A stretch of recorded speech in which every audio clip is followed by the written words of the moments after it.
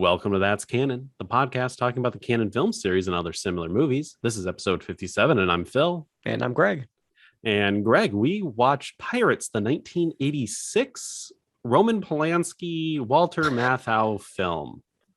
It's so weird to hear that, like, with those credentials of director and actor, and knowing that what we got did not live up to that reputation. Do you know that this genre was called adventure comedy? What? Yeah. Is that like the Indiana Jones genre? Is that what they were pigeonholing those things into? I think so. Adventure comedy? I think that's kind of what they were going for, right? They were trying to go for an Indiana Jones-esque romp set in the pirate age. In the pirate times. No, joining the likes of King Solomon's Mines. Yeah. What an inspired choice to cast Walter Matthau as a pirate, but to make him do an English accent. Yeah. I'm glad you mentioned it. The accents were bad. Horrible. I mean, Walter Matthau, he sounds like what a bulldog would sound like if he was able to talk. Kind of looks like a bulldog too. And yeah, exactly. He kind of looks like a bulldog. And I mean, nothing against Walter Matthau, but I think this movie was very against his type, and the film suffered greatly for it. Yeah, it's maybe we're just ruined on leading pirate characters by Pirates of the Caribbean, which I'm sure we'll compare this to a lot, but I feel like a pirate captain has to be kind of flamboyant and charismatic and kind of a little like schizophrenic almost. And you're right. That's not how I imagine Walter Matthau as like a type. And it seems weird. It seems like weird, bold, inspired casting. I'll give it credit for that, but it did not pay off because it's too unlike his strengths. I feel like, I don't know. Maybe it's just the bad movie because the movie was bad. Spoilers, but I don't think he worked at all.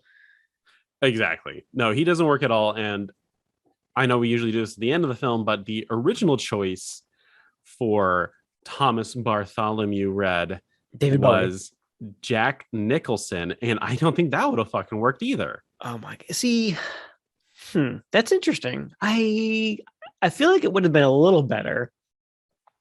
For some reason, I'm imagining him as the guy in The Shining. I forget the character's name. Jack Torrance. Yeah, he at the end there when he like loses his mind, and he's very like Shelley. Yeah, Shelley, not Shelley. Her name is Shelley Duvall. Wendy. That was fucking creepy if he was just using the actress's name. Yeah, like at the end when like he loses his mind and he's just really animated. I could see that translating maybe to a pirate, but definitely bad guy pirate, not lovable kind of oaf of a good guy anti-hero. That wouldn't have worked.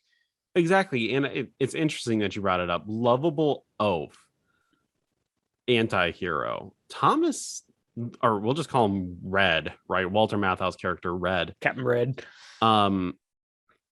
He's a hero only because he's the main character. He's an asshole throughout the entire thing. Yeah. He again, like, remember Pirates of the Caribbean where like Jack Sparrow, he's also an asshole, but he'll occasionally redeem himself by making the right choice. Captain Red really doesn't. No, he never does. He never makes the decision that benefits anyone else but himself. But him, where he will willingly sacrifice personal gain to do the morally correct thing. Yeah. Ever. He's just kind of a dick. And I don't see how Roman Polanski ever thought that would be a character that people would be endeared to. Yeah. So we got to talk about the Roman Polanski aspect of this. Speaking of, like, again, I think we talked about this in our outro last time. Like, say what you like, he's got a complicated real life issues. I'll put that aside. Just like going to him as a director, he's got some serious bangers in his profile. Obviously, definitely. Rosemary's Baby, the biggest. Like, when I was watching this morning, Becky, came by. She's like, "Oh, what are you watching? Pirates. It's by Roman Polanski, and it's dog shit because it was, It was dog shit. And she's like, "Oh, really? Roman Polanski did it? He's normally good director."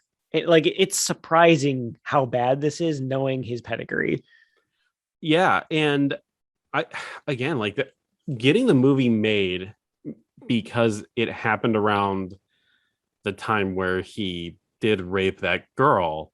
There was a lot Yeah, of issues with companies not wanting to work with him. So there was a lot of, people coming in and going like, okay, yeah, we'll fund this movie, and then pulling out because they're like, oh, well, he's kind of Roman Polanski, poison. yeah, you can't film in the US because you'll get Fucking arrested. arrested. Yeah, We don't even know if we could get this movie released in the US because of the horrible things that you've done. So there was quite some risk, and yeah. Roman Polanski did go on to say something in the vein of, eventually we got the money because it's me and I'm guaranteed to make a good movie. So much for that. Yeah, I was actually kind of wondering if this was I don't know his whole timeline of that crime and everything. I was wondering though if this was around that time where he was sort of like all that kind of crap came to light and he was sort of like persona non grata in Hollywood. So 1977 is when he started making Pirates. what? And exactly. So he started trying to make the movie in 1977, and in 1976 is when he raped the girl, and all the news started coming to light, and that's when he fled. He made some other films while he tried to get the funding and the necessary crew in order to do Pirates. It took over a decade for this film to get through all of the legal loopholes that they needed to figure out because he couldn't film in the United States, to Yeah, get the funding and to get the cast. just all the real life roadblocks just took a decade though. That's astounding. That I don't know. I mean, I feel like it's one of those things that can go either way. Where like if a movie takes that long to get made, it's either going to be really great when it comes out, or it's going to be really terrible. And And I'm again, amazed it yeah, turned out so bad. Like they had that much planning time. Like this movie reeks of we want to capitalize on. I don't know if there was a pirate fad going on in '86, but like it reeks of like we were trying to capitalize on a fad and we just rushed together a script because that's how that it's so boring that it feels very rushed together. So it's amazing that there was 10 years of planning potentially behind this. uh, so Roman Polanski in 1976 said, I feel like doing something entertaining. I feel like doing something I would like to see. I'm a great customer of Disneyland. Every time I go to the Pirates ride, I think I would like to do a film. He said Interesting. movies were very much loaded with messages and desire to educate. Pirates was somehow a reaction to that. I think the young audience will enjoy it more than the adults, and that's what I really intend.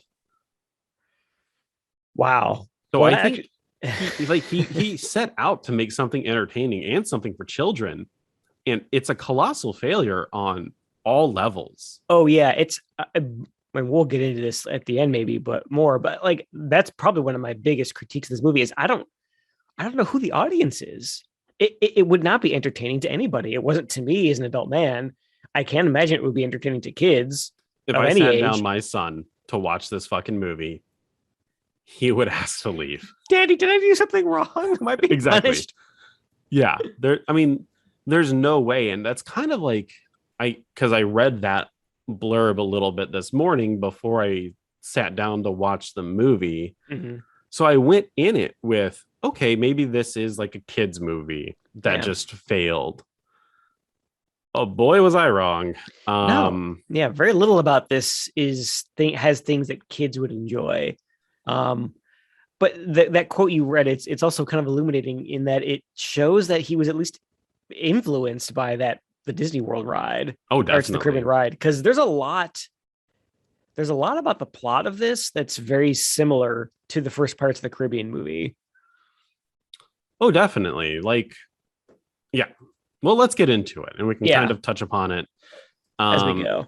so the movie opens up and we get Walter Matthau on like a essentially like a raft, Yeah, like a You makeshift can raft.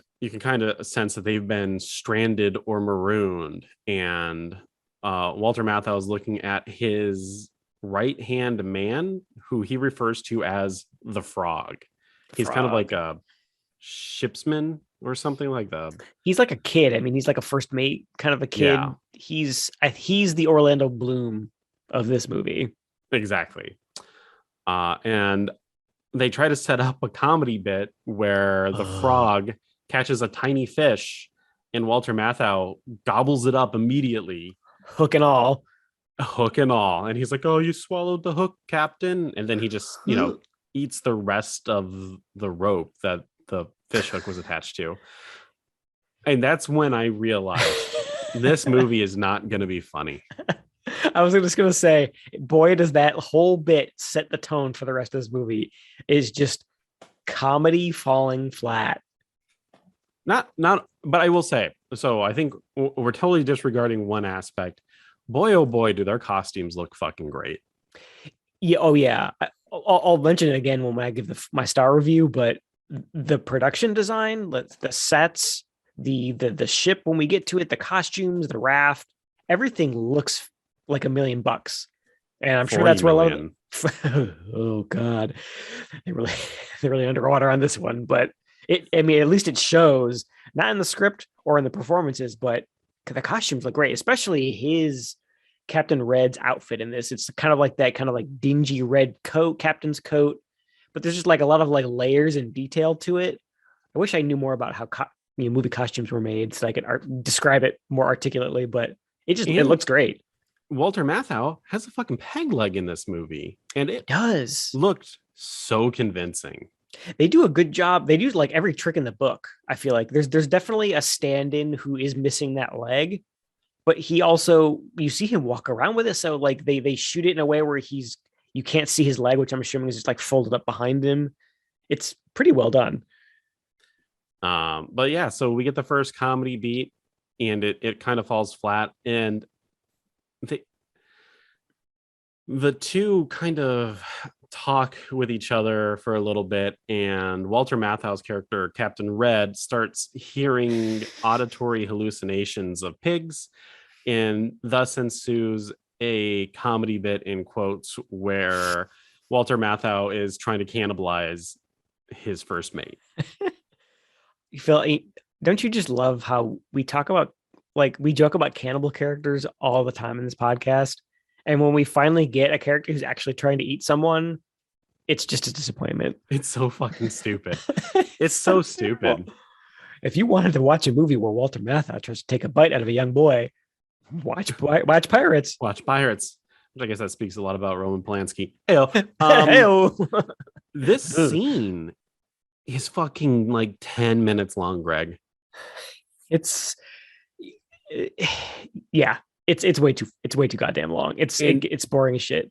That's the second realization of every scene is going to be 5 minutes at least too long. We talk a lot about in this podcast also about filler, where they're trying to pad a movie out to 90 minutes. This movie is 2 fucking hours long. And the only thing I can think of, Phil, is that they kept a lot of these like long, they like draw out these scenes. I think they were trying to go for comedic effect. You know how like sometimes like we're like long periods of awkward silence can be funny in good movies. I guess that's what they were trying to go for. Yeah, I don't. Yeah, I find that I'm out of like words to say, because I find it hard to find the words to describe the style of comedy that's trying to be, trying to do, right? Yeah. I know a couple episodes ago, we kind of had the conversation where comedy is dead, and like, because there's no real comedies coming out in Hollywood anymore. Yeah. And this doesn't fit the mold of any kind of comedy that would have been around in the 80s, like the Zucker and Zucker films, where it's kind of slapstick, goofy. This doesn't fit that. And this doesn't fit the Bill Murray type comedies that were coming out, where it was like a lot of dry humor. Mm-hmm. It doesn't even fit the Monty Python style. Like absurdist kind of stuff. Yeah. And So it doesn't fit the boner comedy model either, which we got a lot of those in the 80s. Cough, cough, thanks, exactly, Canon. this this reeks of New York Times high society comedy where someone with a stick up their ass wrote this and was like, fuck, I'm funny. And no one had the balls to go, no, you're not. That's boringish. I love the idea that this started off as like a New Yorker comic that no one understood, but fancy people thought that it was funny. So they're like, oh, I guess we make a movie out of this. No one gets those New York Times comic strips. No one fucking gets them. No one fucking gets it. That puts a whole new spin on this. I can totally see that. Because yeah, it's I think the closest it gets is that dry humor where it's like it's not super slapsticky. It's just kind of like goofy, like awkward situations that are meant to be funny. But again, if they were trying to make a movie for kids, kids would be already, we're like 10 minutes in, you said the kids would already be asleep. Exactly. But we do finally get to see the pirate ship, and boy, oh boy, it fucking looks amazing. Oh yeah. So such an intricate design. Did they actually? This looks like a real ship. I know that they're okay. They actually got one, right? Okay. They made this. Wait. They actually built a seaworthy galleon for this movie. They built this fucking boat. Wow. And there's the budget. Yes, exactly. Walter Matthau and Polanski were paid $1 million each, and the galleon took $8 million to build. That's almost a quarter of the budget. Yeah. Wow. Isn't that fucking insane? I mean, it looks great though. Oh yeah, it totally pays off because I mean, aside from the stupid statue on the front of the ship, which we get like an annoyingly good close up of, that looks kind of flimsy, but everything else looks rock solid. Like it looks like a real galleon. And definitely. I thought for sure you were going to tell me that it was like they built like the whole main deck, like it was just like multiple sets that they just kind of shot in strategic ways. But that's awesome that they actually built like an actual like seaworthy vessel to shoot this movie on. Yeah. As you said, it has King Neptune, the statue in the front, and out of the entire thing, yeah, it kind of looks the most flimsy out of it, but everything else looks absolutely amazing. Walter Matthau and the frog climb aboard. As they do that, they lose their treasure, and they realize me gold, me Lucky Charms. We realize that the ship is inhabited by Spaniards, which I don't know much about pirate history, but I guess the Spanish were not the good guys in quotes during this time. I guess I don't really know. Normally in pirate movies, it's the English. Like the British Navy, they're like the bad guys. Again, maybe I'm just poisoned by Pirates of the Caribbean lore, but yeah, I feel like it's always the British, right? Exactly. Keep it simple. Keep it simple. American audiences are used to the British being the bad guys. Exactly. Or the Russians. And again, we have the same issue of every scene runs way too long now. Way too long. Walter Matthau and the frog get put down in the prison, the ship's prison, where they hatch a plan where they're like, okay, we're going to say that we were on this boat. We're not going to tell them that we're pirates, blah, blah, blah. Mm-hmm. Unbeknownst to them, there is a cook in the ship's hold who happens to be black. And I guess he's kept there because he's black. Yeah, it's not really said, but it's heavily implied that he's basically a slave on this ship, which is a little awkward to have in your kids' movie about pirates. Fucking rough. Yikes, Roman Polanski. Come on now. His plot, because he kind of like conspires with Captain Red and Frog to be on their side. Yeah. This character doesn't really do much in the movie, or, spoilers. Maybe I didn't see it happen. Read between the lines. Yeah, it's kind of disappointing. I thought he would be another like bit of comedy, or because I feel like he seems like he might be like what's the right way to describe it? Like a straight man to Captain Red. I thought Exactly. I thought that's what he was going to be. He's like, no, like that's a terrible idea or something, like being the force, like the voice of reason, but he doesn't. He doesn't really do much of anything besides, I guess, he's just like a soundboard. Yeah, he's just kind of a co-mutineer and really fades into the background. uh just fades into the background. Eventually Walter Matthau and, oh well, I don't think we're there just yet. We meet the ship's captain, who's a feeble old man who at first I thought was, I can't think of his name. Christopher Lee. Christopher Lee. Yeah, same. It's the voice. Yeah, but it's not him. uh and this guy's old as fuck, and he's getting hot hot Vinegar. vinegar enemas, In our which kids they don't movie. even go through the poop. They don't do the poop joke. They don't have like an exploding shit scene. Okay, let's set the stage a little bit more for this vinegar. So there we get this scene. While they're in the brig, the pirates in the brig. We transition to the captain's quarters. He's an old guy in a deathbed. He's saying something to like the first lieutenant. I don't know what they're talking about. I don't remember. They're talking about how like something about like, is it like they're talking about the British, like we're like the war is over, you need to stop being so antagonistic, blah blah blah blah. And while they're having this political discussion, the doctor comes in with a giant syringe, like it looks like a super soaker. It does look like a super soaker. Ye old super soaker. Ye old vinegar enema super soaker.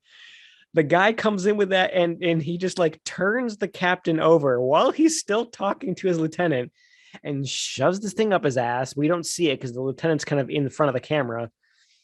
And it just kind of ends. Like it's not talked about. And for one thing, Phil, I gotta say, wouldn't you immediately like shit that right back out? Oh yeah, there should be a sound effect where it's like or something, right? Like if we're doing a kids movie, give me some poop jokes.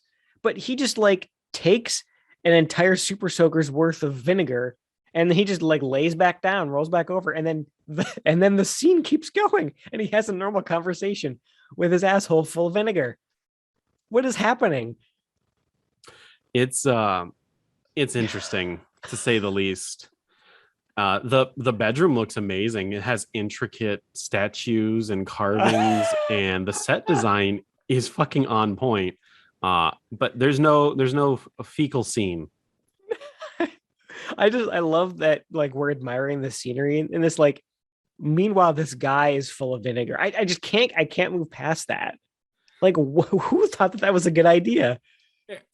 And I thought maybe for a second, only for a second, after the poop joke didn't happen, was maybe that the Spaniards were going to be the comedy, right?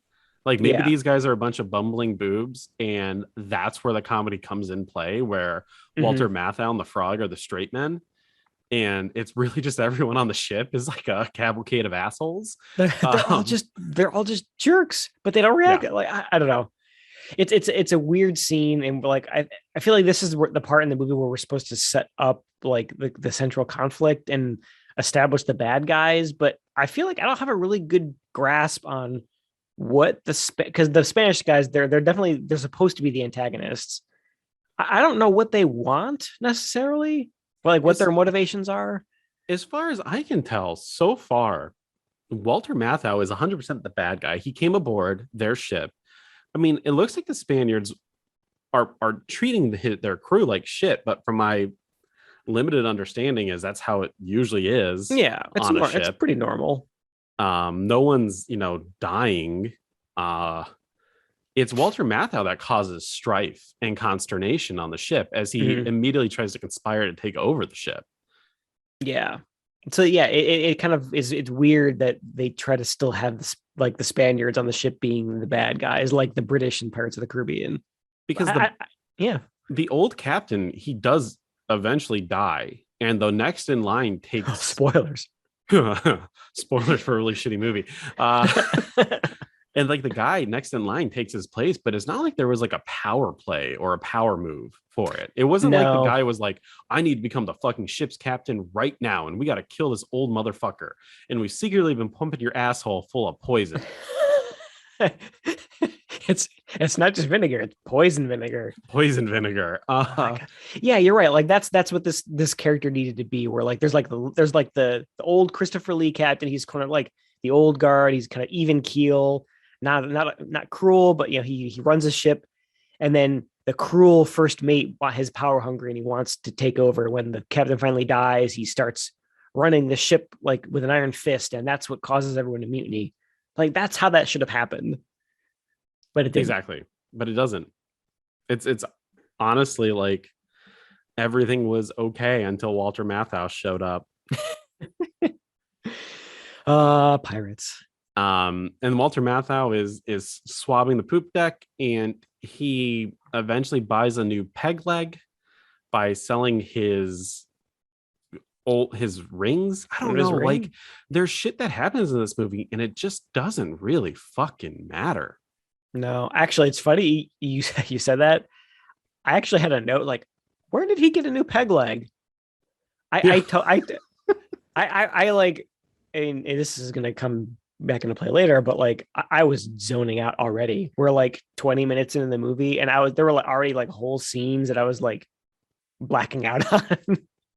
I remember him having that interaction with the pipe smoking guy.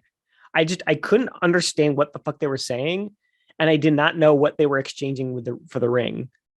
And that's the other issue is some of these characters I don't understand, and sometimes I don't really understand Walter Matthau either. Because it's a combination of bad British accent, and also kind of like archaic language.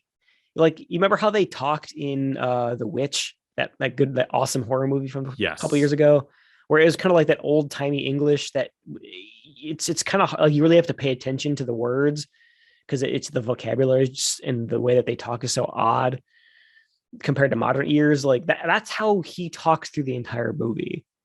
It's really hard to understand. And I'm glad you brought up The Witch because that movie is fucking amazing. The difference between the two movies, there's so little dialogue in The Witch. I think it's a great choice that they use that accent because because as you said, it makes you focus on what they're saying. So you have to keep yourself engaged with the film, right? Yeah. To hear the limited dialogue that's in there. Mm-hmm. And it's important. This one, there's so much dialogue. None of it's really that important. If you miss something, you can just pick it up in the next scene. He's constantly blathering about like nonsense, and the amount of dialogue you brought up is a good point because it's like a fire hose of he's just constantly saying shit, and you almost need that like a couple seconds to pause to like make sure like to understand like to process what he just said and translate it in your head to like normal English. You just don't get that downtime, at least not right away. He's just constantly blathering. Yeah, constantly. Walter Matthau, when he's on the scene, he is always talking. He's like Captain Jack Sparrow. Shut the fuck up. Captain Jack Sparrow is funny, and at least in the first few films, he's funny and like entertaining. While Walter Matthau is just an old bulldog. Arrr. He's Richard Nixon. Richard Nixon, the pirate. I am not a pirate. Eventually, Walter Matthau puts a rat in the soup, which raises the ire of the crew because they're like, "Oh, rat soups. That's gonna kill us." It's a great band name. Yeah. Soup rat, rat soup. Rat. And then Walter Matthau sees a golden chair, and he's like, "Oh, it's the golden chair of Wobbalaloo. Who cares? Who gives a shit? There's a fucking golden chair." Wobbalaloo. The Spaniards confront the rising mutiny of the ship, and they come to an accord that they won't feed them rats, and they'll be better about not putting rats in the soup. But Walter Matthau and the Frog get called into the ship's galley. I like guess like where the captain's quarters. yeah, it's like the officers' dining area. Yeah. The nice where all the good food is. And the ship's doctor is like, oh yeah, this rat's perfectly cooked. There should be nothing wrong with it. And then they force Walter Matthau and the frog to eat the rat. Oh my god. This talk about scenes that go on way too long. I swear to God, there's a part where after they cut the rat in half, which the rat, it was like surprisingly homogenous. It was like a sausage on the inside. But like we get probably 30 seconds to a minute of just like a straight on shot of them like playing with their food to like avoid eating it. They're like Yeah. poking at it with their fork and knife. Walter Matthau bats the rat's tail back and forth, kind of like a cat playing with its food, and it's not amusing. No, it's not funny. There's no slapstick quality to it. It's just watch these guys like begrudgingly of have to eat parts of a rat. I don't know. Like I could see that this being maybe funny in a different movie, but here it's boring and you kind of feel bad for the rat. Yeah. I feel bad for whatever the rat was. It looks like it's a piece of roast beef that they wrapped a shitty like fuzzy towel around. It looks I was thinking it looks like a corn dog. Yeah, a hairy corn dog. A hairy corn dog. Because it was like, yeah, it was like that like hot dog red color on the inside. Yeah. But it had like it's like like that furry, that furry wrapping you mentioned. I think What a strange thing. I think that's an extra's name in this, hairy corn dog. Harry Corn Dog. Arr, my name is Harry Corn Dog. I play background actors. I perpetually talk like a pirate.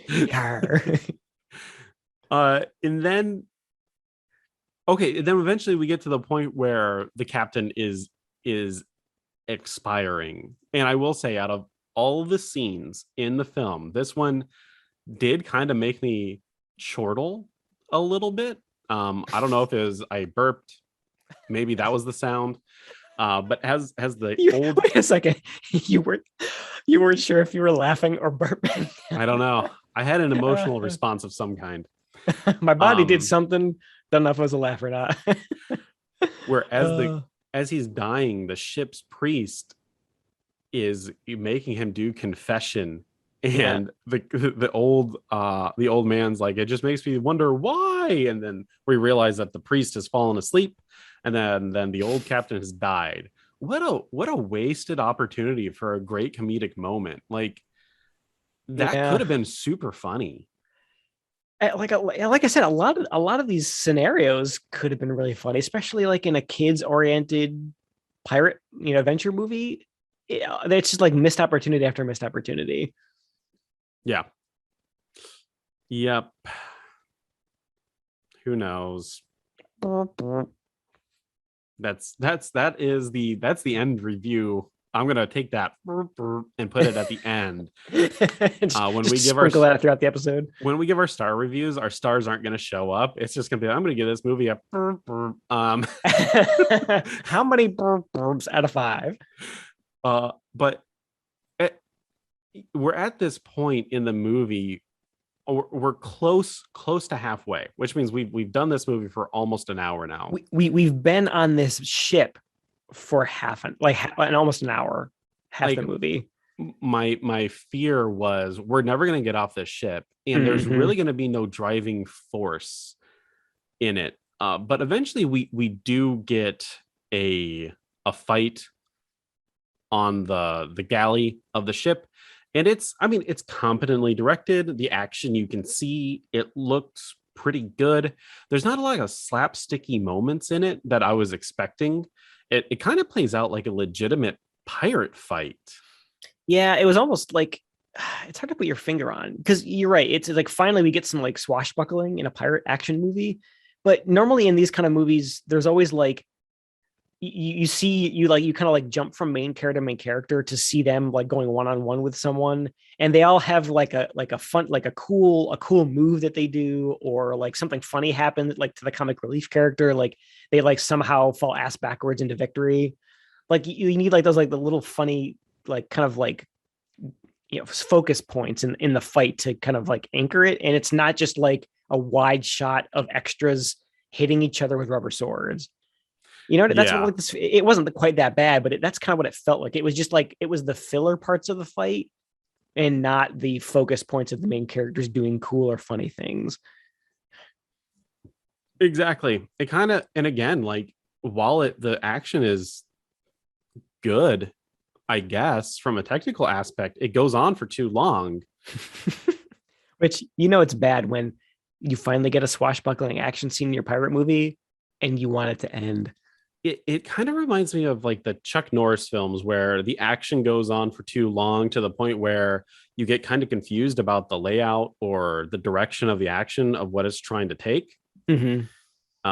And that's kind of what happens here. Eventually, the Spanish officers are cornered in their, the captain's quarters, Mm-hmm. and Walter Matthau declares victory, and they raise the pirate flag, and Where did they it get is, that from, by the way? I'm assuming his booty. Uh, Got it on my ass. I mean, Jack is it? Lemmon shows up for one quick second, and he's like, "Hey, putz," and he throws him a Ah, pirate flag. oh my god! What if it was Dick Miller? Dick Miller. Ah, I read Dick Miller with the same like Brooklyn accent. Yeah, exactly. He doesn't fucking care. He's like, Why do "This you, is why his do you want a paycheck." pirate flag for? Ah, fine. Uh, Uh, it, yeah. as quickly as like the transition to like this is now a pirate ship, we exit the pirate ship, and now we're on this deserted island Oh, where we meet wait a second, Phil. We've before we get off the boat, we've got to talk about the rape scene. the the rape scene. Dude, I must have skipped that part. There's a rape scene in this movie? So after they take over, after they mutiny, after they put the Spaniards into the brig, they have a quick scene where they all rush into that. So I forget that we don't know if we mentioned this. On board, there is the niece of like a governor, like a governor's niece, a governor of like one of the Spanish colonies in the Caribbean. She's like the pretty woman lead in this. She is the Keira Knightley character, and she's in there with like a nanny or something, like she's not like a nun, but like a servant or something. We see her kind of like at a couple like scenes throughout the boat in the beginning, but we get a scene after the mutineers take over where they barge into her room and they're about to rape her. Like show like guys like ripping off her dress. That's right. They're assaulting the nanny also, like, and it goes real far. Like we don't get nudity, but barely. Like Barely. it goes real far for a kids movie. What? For a kid in the movie too, because she was 16 years old in this film. Well, And it's at least it's on brand for canon, that's for sure. And Roman Polanski, yeah, allegedly. allegedly. I don't think I don't. It's not allegedly. They 100% they know It happened. Yeah. The actress is Charlotte Lewis, and she's accused Roman Polanski of sexually assaulting her when she was 16 while they were working on Pirates. According to Lewis, Oh my the alleged god. incident on Roman Polanski's Paris apartment in 1983, Lewis gave a very different account of the events in an interview. But I guess Polanski was like, "Hey, have sex with me and you'll be in my movie." It seems unfortunate because she's in the movie. So I guess, Yeah. yeah, That boy, that does that. I mean, it was already an uncomfortable scene to have in a kids action adventure movie, but that knowing the real life background of it just puts a whole other layer of stank on this whole scene. yeah. And it's interesting that you referred to her as the Keira Knightley of the film. I feel like she has very little to nothing to do in this movie. Oh no, yeah, that was a very loose attachment. Keira Knightley's character is awesome. She actually does She a has whole lot in it. agency. Yeah, she does a whole lot. She's like she's part of the equation to make the movie work. In the girl in this movie is basically a thing. She's the treasure. She's the ransom pawn, but she's like totally at everyone else's whim at all times. Yeah, she's for the lack of the better terms, she's like she's the pretty girl in the movie, right? Like, Yep, she's the pretty damsel in distress. yeah, actress is Charlotte Lewis. She's acted in a few other things beyond this. She didn't really have a big career. You might know her from the Seinfeld episode The Switch, in which she looks different in different light. So you never know if she's really that pretty. Boy, you really know when your career is taken off when you're that character in a Seinfeld episode. I know. But yeah, now we're on the island where we meet Captain Red's previous shipmates, crewmates, people, in which Captain Red is like, he's like, hey, I have a whole bunch of prisoners. You can hold them for ransom. And I guess the guy who runs the island is like, yeah, that's not really that lucrative. And that scene goes on for like fucking 10 minutes. Yeah. I mean, so this is the guy who plays this, the lead of the hostage island, I guess. I'm not sure what Roy Kinner. He was best known as the dad of Veruca Salt in Willy Wonka and the Chocolate Factory. Henry Salt. Yep. As soon as I saw him, I was like, fuck, you look familiar. Yeah. And then you hear him open his mouth and that voice, like, especially in this scene where he's kind of like the exasperated dad in Willy Wonka, he's kind of like, he's in that same emotional territory here where he's just like so past it all. Like, he's been running this hostage island and he's like griping about how financially, unsustainable it is to ransom people. This is actually it's my favorite character in the movie by far, but B, this is also my quote of the week, where I won't try to read the whole thing here because it goes on way too long, but this probably got the only laugh out of me. So we'll play it now. I've got the niece of the governor of Maracaibo and the first lieutenant of the Neptune. First or third, who cares? For over 2 years now, I've been trying to ransom the best-known lawyer in Spain. Nobody wants him back. Not his wife, not his children, not the bar at Seville. Nobody. Not him for free. Mind you, those half-wits did cut his tongue out. Well, of course, a lawyer without a tongue. No, Red, no, I mean it. What with the travelling expenses, the go-betweens, the overheads, a hostage isn't worth his keep these days. Oh, hey, I don't know. I think that's funny. Like, this kind of like, oh, no one's gonna take him. Like, no one even wants him. Like, hostage taking ain't what it used to be. I think that's funny, and he's a great character actor. So I shame he's not in the whole thing, but redeemable thing. I don't disagree with you. In fact, I think that film, Hostage Island, great title, by the way, that you came up with. Hostage Island. Would be a better comedy in which Roy Kinner is working with the hostages that he has to where they're like, yeah, we can't even give you away. To the point where he teams up with his hostages and like forcibly returns them. And like the family's like, no, we don't want them. And the family's like actively fighting against getting the person to come back. Take your kid. Oh my gosh. That's such like a weird like spin on that situation. I love the idea of a ransomer trying to give that person the hostage back when the person's family doesn't want them. Yes. That's awesome. At the end, they learn that family isn't what you're born into. It's what you choose to have in your life. And the hostages want to stay with Roy Kinner. And then they come to the conclusion that they're going to kidnap more people to grow their family. That sounds like a Texas Chainsaw Massacre prequel. Yeah. It's like low-key Dahmer, or not Dahmer, but Charles Manson shit. Boy, this Hostage Island movie is taking a dark turn. But it's all fun. It's PG-13. It's for the family. The parents wouldn't realize what they're watching until it's done and they have it's too late about what they've seen. Oh my gosh. It's almost like the movie's taking you hostage. It is. This movie did take my humor emotionally hostage. Man, I want to watch Hostage Island now instead of Pirates. Same here. Now we get a scene where Walter Matthau he reunites with the rest of his crew, and it's a little tense, but then they have a party. And again, it just goes on way too long. I was having a hard time picking out who all these people were in relation. So were they his crew, or were they some of them hostages, or did they all just like live on this island in like a pirate colony? Like, how does he know them? I think they were his previous crew, because one of them says, hey, I thought you died at like the Spanish island, and he's like, yeah, the Spanish thought so too, and they're all like, oh, I'm glad you're alive. Okay. So they were a crew then. So why are they here? Like, how did Walter Matthau and the frog get marooned on that raft in the beginning? If their whole ship had sunk, like what happened? They don't really explain that part. They don't explain why. Why the movie?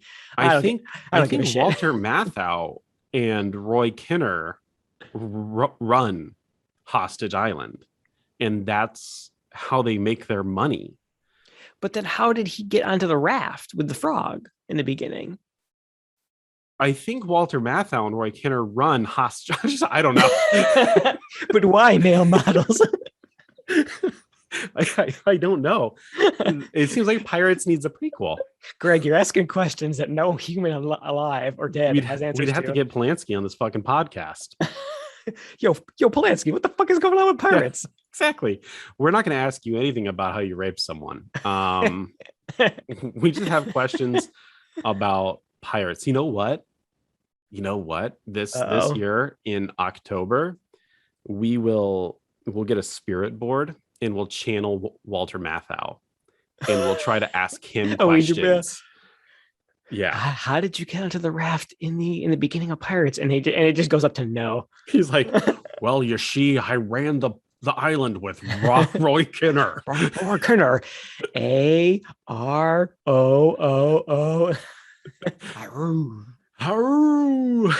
Then we just put on Grumpy Old Men and laugh. Yeah. Poor Walter Matthau spinning in his grave. So there's a Spaniard on the ship who doesn't have a tongue or he can't speak. And he's one of the hostages. He's the guy, he's the lawyer that they were talking about in that quote. The best lawyer in Spain who they can't give away because he's got no tongue. And he conspires with the Spaniards to have them released, in which he does with the greatest of ease, all for the low price of a cup of rum. Yeah, that was kind of a pathetic scene we got. So the whole plan is that the Spaniards are going to stow away in rum barrels that they are proceeding to empty out so that they can get inside of them. And we see the tongueless lawyer hostage like slurping up rum off the rocks desperately. It's just kind of sad. I don't know. Something about that scene just kind of put me in a funk.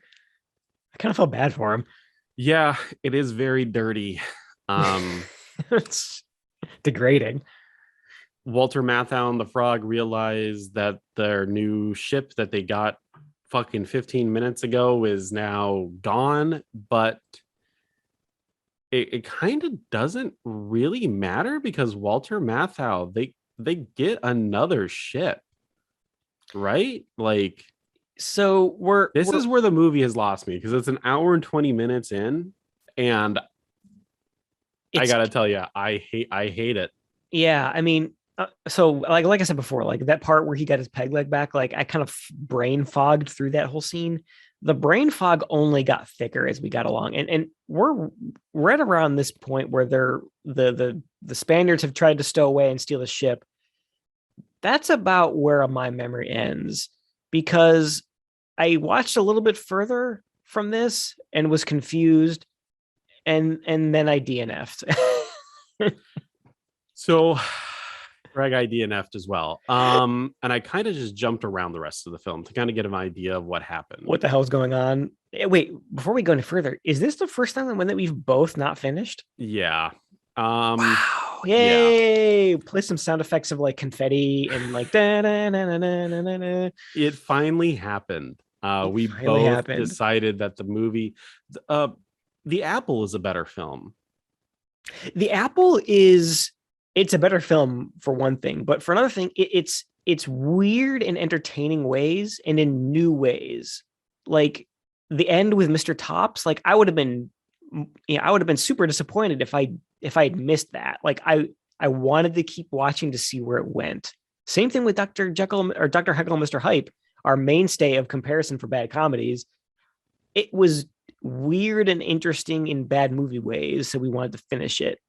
this is just a snooze fest. And the fact that like I like saw these scenes with my eyes and cannot remember them an hour plus later, it's just it's that unmemorable. It's kind of sad, right? Yeah.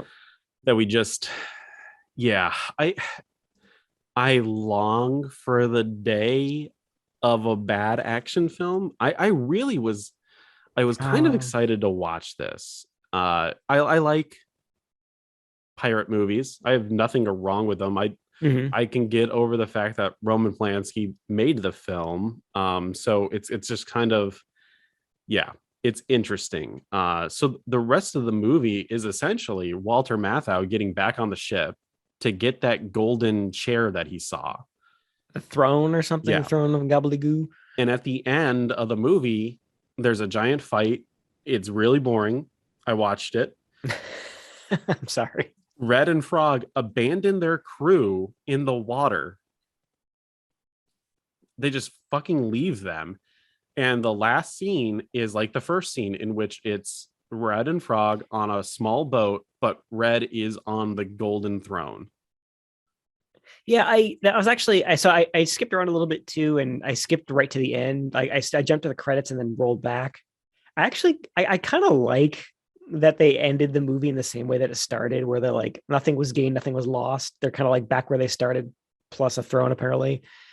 I don't know. I'll give a movie a little credit for that. That's kind of a fun way to end it. Exactly. Yeah, it comes full circle, right? Like he ends up where they began, where he's on a raft of treasure, but nowhere to go, or right. No possible way of getting anywhere. Yeah, it's kind of clever. You could almost see like another, like you could probably start the movie over and he would have to, ditch the treasure to save himself somehow, and it would all start all over again. The same boring thing would start all over again. Half star. Yeah. Oh, yeah. Same exact thing here. Half a star for the sets, the ship, the costumes, a handful of notable character actors, and that's it. It's a disaster of epic proportions. I can't possibly see how everything besides the costumes and the set design went so horribly wrong. Yeah, it was like it had the bones of something good. Like pirate movies can be fun. They've got the budget to do good effects and costumes and sets and all that. Like they had the foundation to build something cool on top of it. But like at least comparing to King Solomon's Mines, like at least another adventure movie, like they at least tried to copy successful movies. Like they didn't even try to, nothing was recognizable here as something like, oh, this is a thing that they do in other good adventure comedies. You know what I mean? Like they didn't even try to copy something that was good. I guess points for originality, which failed spectacularly. It is so sad when an Academy Award nominated film just fails. Wait, this got nominated for Academy Awards? Best costume design. Really? Yeah. Which it deserves. Yeah, I was going to say, of any of the technical categories, it probably would deserve that one the most. Holds a 27% approval rating on Rotten Tomatoes. That's shockingly high. Walter Matthau went on to say, for character and atmosphere, I would give it 4 stars. I would not give it 4 stars for plot and action. I will say that Polanski is a genius for making an atmosphere seem real. Most films have the counterfeit quality to them, which I can agree. Yeah, I mean, definitely. Again, more credit to the set dressing and the costumes and everything. It definitely feels and looks like pirate times, but that's where the similarities end. Canon Films outbid Outside Film Distributors MGM and Dino De Laurentiis Entertainment Group to serve as American distributor of the film. We make mistakes, said Globus of Canon. Pirates was one of them. We will lose 1 million or 2 million. It hurts. It teaches us a very big lesson that we should not even take for a distribution a picture which we don't have all the rights. What? That was your takeaway of what the problem was? I think he's looking at it from a purely business standpoint, exploitation like they can't make a sequel out of this. They can't take these characters and make a lower budget version of it. Oh yeah, Right? they can't try to eke out get their money back by exploiting it, like you said. Exactly. Yeah, I can see that. But boy, geez, MGM, they dodged a bullet, didn't they? Oh damn. Yeah. That's it. That's insane. Yeah, I mean, yeah. Going into this, we knew that it had been a flop, a major flop, as like a big budget, like proper release. But now I see why. Like this, I don't think I've ever walked out of a movie in a movie theater in my life. If I were in the movie theater watching this, I would probably walk away out of that theater probably around the same time that I turned it off here at home. Yeah, it's that boring. Walter Matthau also said, I didn't like the script. I didn't understand the script. First, it was the ship against the pirates, then the pirates against the ship, then the ship against the pirates. I didn't think it was funny or adventurous or anything. And the thought of swimming and climbing and dueling on one leg for 5 or 6 months in Tunisia didn't appeal to me.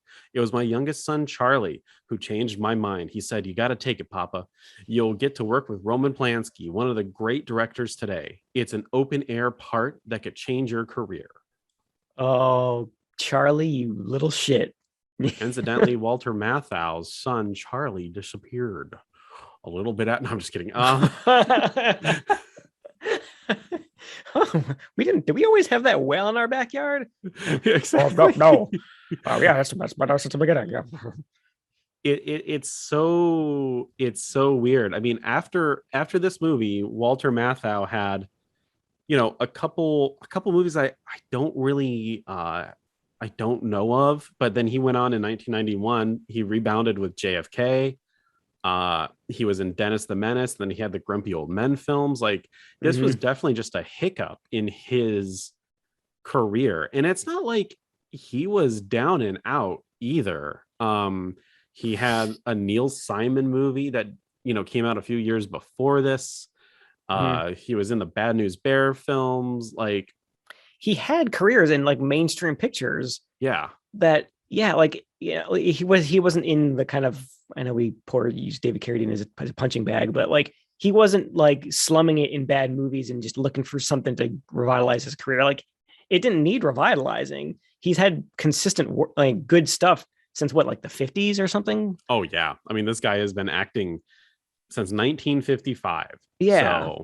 So, and yeah, like you said, he continued to go to do other stuff in the early 90s. So yeah, it was just a weird choice. I guess we really do have to lay the blame on his kid for getting him to take it. Exactly. It's so weird. I mean, you're talking Academy Award winner, Tony winner, Golden Globe winner. Like, Walter Matthau is, like a national treasure when it comes to the cinema. So I guess every actor has a brown stain in their underwear every once in a while. I want to get that on a t-shirt. Every actor has a brown stain in their underwear. So this is definitely theirs. You hate to see it. Yeah, and honestly, if you hadn't mentioned that anecdote about his son convincing him to take the part, this would have been like, if there were any scenario where we'd make that joke about the Globe, the Canon guys having secret blackmail dick pics of Walter Matthau, like this would have been it. Definitely. Blackmail to get them to make the movie. 100%. Like, yeah, I just don't understand. It's such a colossal failure on every level.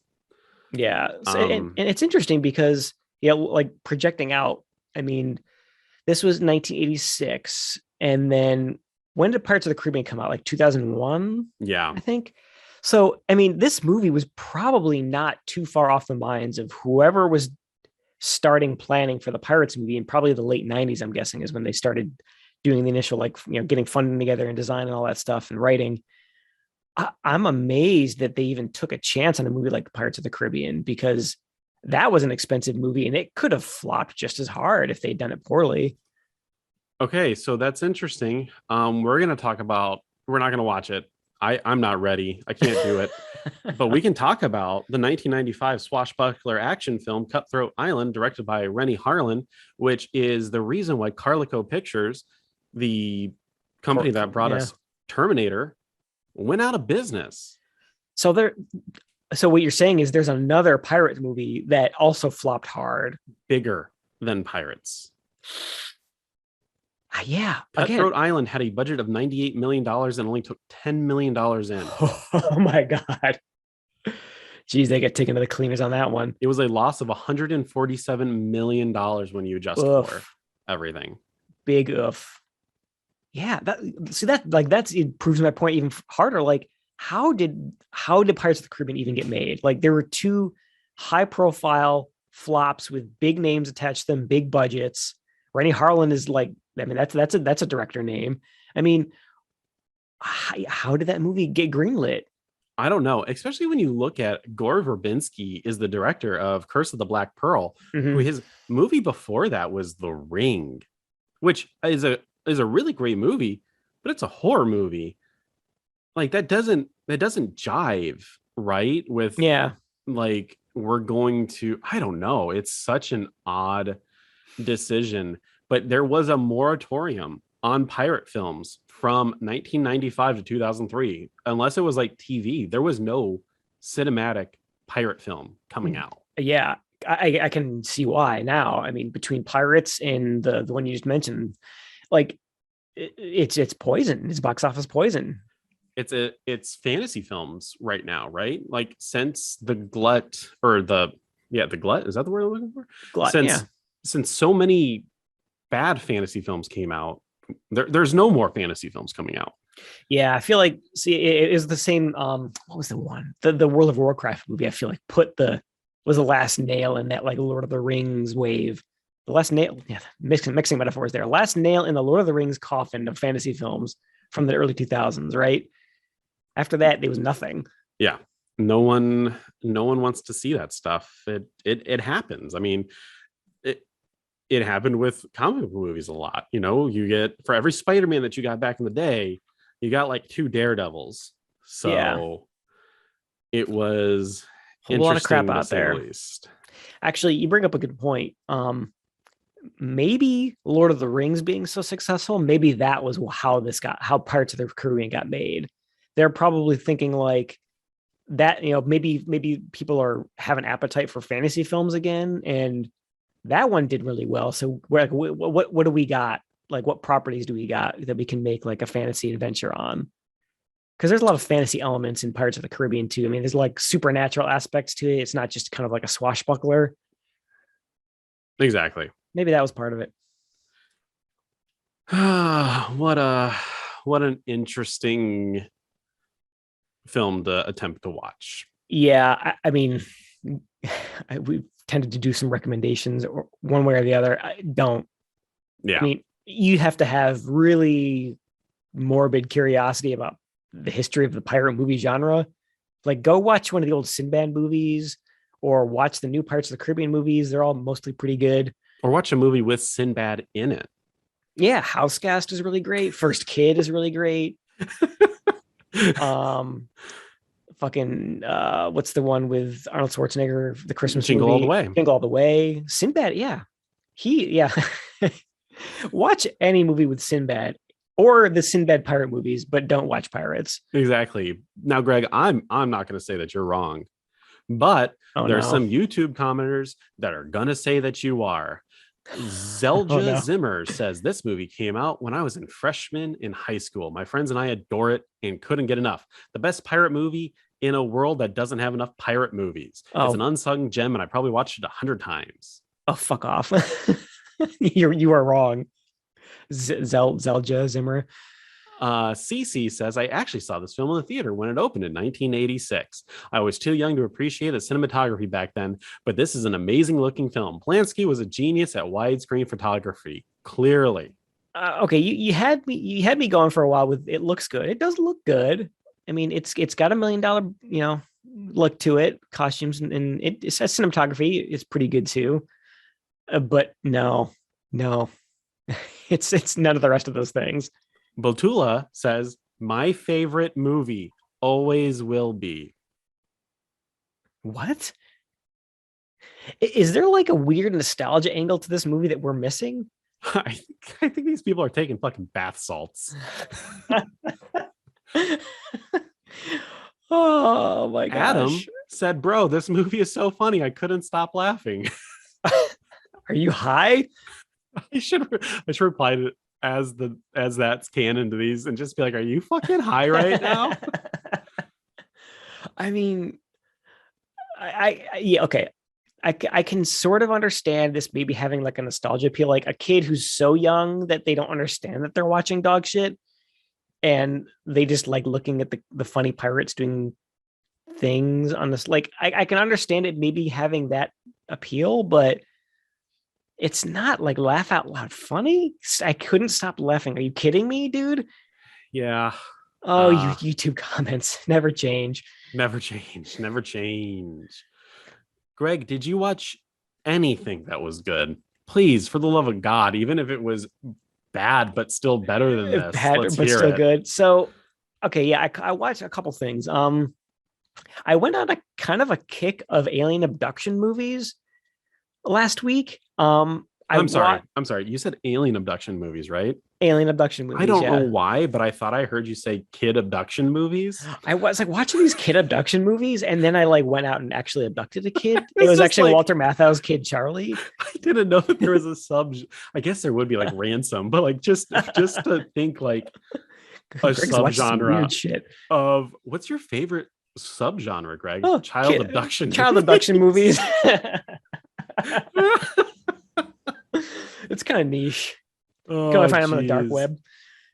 Okay, alien what the hell- abduction movies. Yes, alien abduction movie. Yeah, so I watched a couple that I hadn't seen before. One was The Signal. Signal.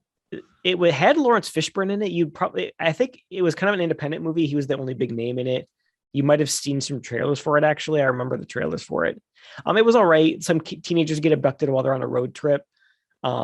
It's the first hour or so has really fantastic atmosphere, and it's shot really, really well. It kind of goes off the rails at the end. I won't spoil it, but if you like alien abduction movies, I would actually recommend watching it just for the first half alone. But then you can watch the train wreck as it happens. I won't spoil it. And then I also watched a movie from 2008 or 9, I think, with Mila Jovovich, called The Fourth Kind. Do you remember that one? I do remember. That's the one where it's like that's set in Juneau, Alaska. It is, yeah, or not Juneau, Nome, Alaska, Nome. like super rural Western Alaska. It's got all of like the foundation of a really great like UFO horror movie, and it's kind of got like some found footage elements to it also, where it's kind of like framed as like a real thing that they're doing dramatization of. There's some kind of creepy atmosphere in the beginning, but it's another one of those things that kind of goes off. They show a little too much at the end, and the interviews it gets kind of hokey. But I remember seeing this in the theaters way back and liking it. So yeah, it was all right. I mean, it kind of scratched the itch. So, yeah, I think those were one of the things. And I rewatched Zootopia. For the Nice. first time in a while. It's up there with like WALL-E is like some of my favorite CG movies recently. So always a good stuff. What about you? It's interesting that you watched alien abduction movies.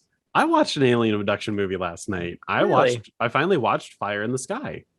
Oh, that's a good one. I found it in Second and Charles. It had a bunch of Chinese characters on the box, and I was like, this It's like a must bootleg? be bootleg. Yeah. It's interesting. The I'm not even talking about the movie yet. The red in the film, like when anything is lit with red, Mhm. it is so pixelated. I don't know if it's because this is like an early DVD or if it is because it's a bootleg. Oh, but- that sounds like a super compressed like bootleg DVD or something. I enjoy the film. I know it might be boring for some people because it's a slow burn, but it was Jackie's first time watching it and she really enjoyed it.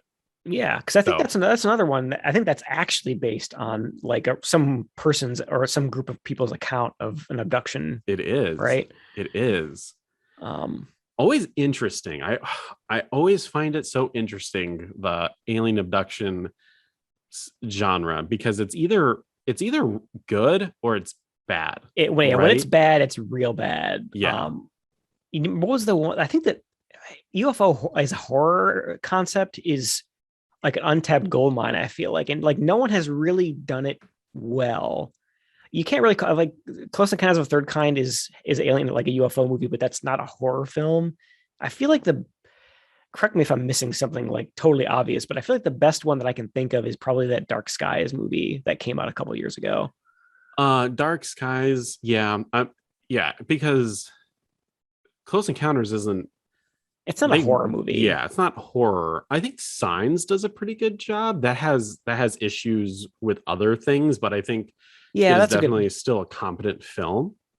Yeah, that's another good example too. I really, again, I had the itch, like I like that as a genre, so I went to try and go find some ones I hadn't seen before or hadn't seen in a while. But now I kind of want to go back and watch Signs. Yeah, so that's definitely, yeah. And then I watched the 2004 Punisher film with Thomas Jane. Then I watched the 1989 Punisher film with Dolph Lundgren. Both are okay action films. Oh, okay. I was bracing for like they were dog shit, but I haven't seen either of them. I think I put on Letterboxd for the Thomas Jane one. I can't tell if Travolta is brilliant or horrible in this film. Yeah, and then I watched a Vinegar Syndrome release, actually two. It was really cold this weekend. I watched Drop Dead Fred, Hey, which stars Phoebe Cates. The movie's a fucking banger. It's a comedy. It hits a little bit different as an adult because you kind of you get past the zaniness of Rick Mayall in it, and there is actually a lesson or something to glean from the film. A morality aspect to it. Kind of, yeah. And then I watched Flesh for Frankenstein. It was just another Vinegar Syndrome release, in which the movie is called Flesh for Frankenstein. They refer to as Udo Kier in the movie is the main character. They only refer to him as Baron. They don't call him Frankenstein. They don't call the monsters. They call them zombies. I feel like there is a history to this film that they made a movie similar enough to Frankenstein, but didn't have the rights to say Frankenstein. Oh, or like, was there another Frankenstein movie out that they were trying to like, oh yeah, that was popular, let's just repackage this movie as a Frankenstein movie? Maybe. The movie is, and I'm not exaggerating this, super horny. Ugh. It is super duper horny. Oh, if you can, a movie. If you told me that this used to be a softcore porn that they just cut out the softcore parts of, I would 100% believe you. The effects in the movie are awesome. Good, like gore effects and stuff. Oh yeah. And it's shot in 3D, but I only watched it in 2D. I will go back and rewatch it in 3D eventually. Jackie really enjoyed it. It's a different take on Frankenstein, that is for sure. It is worth a watch. Let's check it out. I have to ask, since you mentioned how horny the movie is, does Frankenstein's monster get busy? There's an attempt. There is a reason why the movie's horny. I will say that. Oh no. I don't like the hesitation in you answering that question. There's a lot of weirdness in this movie with the horniness. Good old Vinegar Syndrome releases. I got Beware Children at Play in the mail the other day. I haven't watched it yet. I'll probably watch it maybe later today. I'm really looking forward to that one, just for the notorious ending that I've heard so much about. Well, don't worry, you'll be able to watch Flesh for Frankenstein too. I guess there was something wrong with one of the discs. I might edit this out. I don't know if I'm supposed to say this, but I'll say it right now. There was something wrong with the original disc, the 4K that came with it. I guess the colors were too bright. So they gave me a replacement disc. The other disc works perfectly fine. So I'm just going to give it to you. I'm going to give you my spare 4K. Ooh. So there you go. Nice present. Thank you. Free horny Flesh for Frankenstein. With the colors are too bright. With a color issue. It might be a little too bright in parts. I don't get how the color on the boobies. It's too bright. It's so weird when I go on Reddit and there's like these subreddits for, boutique Blu-rays and stuff. And they're like, I opened up the bit rate monitoring of the disc and it's wrong. And I'm like, wow. Get the fuck out of here with that shit. Like, just enjoy the movie. That's so crazy. People like their movie. I never understood the technical aspect of like overly technical aspect of like being a movie fan. You know what I mean? Exactly. Like I'll never be like an audiophile or someone who's gotta get the best perfect picture, perfect color representation. Like, it's if it's good enough. I mean, as long as there's some subwoofer, you know what I mean? I Exactly. never understood that technical aspect of it. Oh well. Same C'est la here. vie. Well, it's time to jump back into some classic canon action. And the next movie that we're going to watch is Murphy's Law, a neo-noir action thriller directed by J. Lee Thompson, starring Chucky B. Charles Bronson's back. Charles Bronson is back. You love to see him in anything he's in. You do. So the last time we saw him was that Death Wish 3? Death Wish 3. Okay. It feels like that was ages ago. It does. And I don't know what that means. Like, had the last few movies just been that bad? I mean, the POW The Escape or Behind Enemy Lines, like that was good. We've actually had a couple pretty like surprisingly good ones recently between that one. The Naked Cage, I would say. Yeah, there's been a couple good ones. America 3000 was not so good. We watched Fast Times recently, so yeah. I think we were just poised for an extreme failure with Pirates. Like the universe knew that we were liking some of the movies too much, so it gave us Pirates. Yeah, and I'm definitely looking forward to this. I picked up the physical release from Kino, so I've got I'll let you borrow the disc so you can watch it, because I don't think it's available on streaming anywhere. So yeah, that's going to be the next film. We're coming up to one of my favorite Stallone films is coming up, called Cobra.